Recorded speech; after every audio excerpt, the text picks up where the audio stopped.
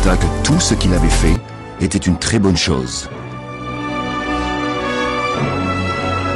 Quelle vue impressionnante à contempler! Dieu formant un tout nouveau monde, notre planète, la Terre. Et avec chaque merveilleux jour de la semaine de création, quelque chose de nouveau et spectaculaire surgit brusquement de la scène. Par exemple, au troisième jour, Dieu a parlé et la belle végétation abondante jaillit dans l'existence. Les plantes de toutes les couleurs, de formes et de tailles, qui pouvaient ou monter à travers le ciel ou naviguer librement par les eaux bleues. Et certains pouvaient faire les deux. Le sixième, de l'éléphant géant au tamia minuscule, chacun trouvèrent une maison sur la nouvelle planète et un endroit pour vivre en harmonie avec le reste de la création. Et ainsi le sixième jour, Dieu créa l'homme. Dieu dit enfin, faisons les êtres humains qu'ils soient comme une image de nous. Le Seigneur Dieu prit de la poussière du sol et en façonna un être humain. Puis il lui insuffla dans les narines le souffle de vie, et cet être humain devint vivant. Ensuite le Seigneur Dieu planta un jardin au pays d'Éden, là-bas, vers l'est, pour y mettre l'être humain qu'il avait façonné.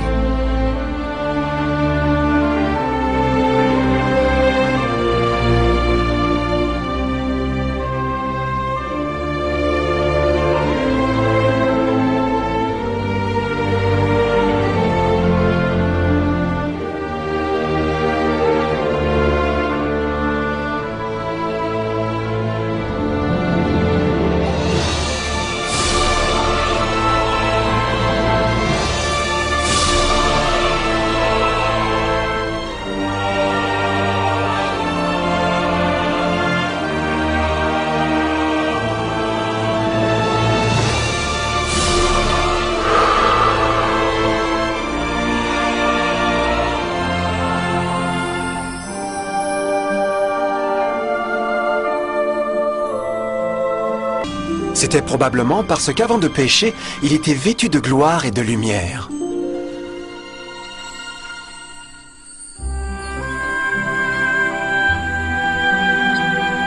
Dieu a aussi créé le compagnon idéal pour Adam, sa belle femme Ève.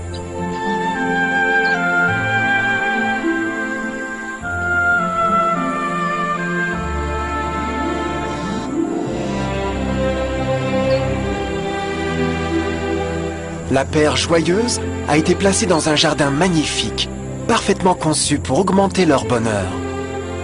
C'était l'intention de Dieu que le genre humain conserverait la dominion sur ce paradis parfait, pour toujours. Éternellement heureux et en bonne santé, il travaillerait avec la flore du jardin de Dieu, tout en appréciant l'affection et la compagnie de toutes les créatures sous leurs soins.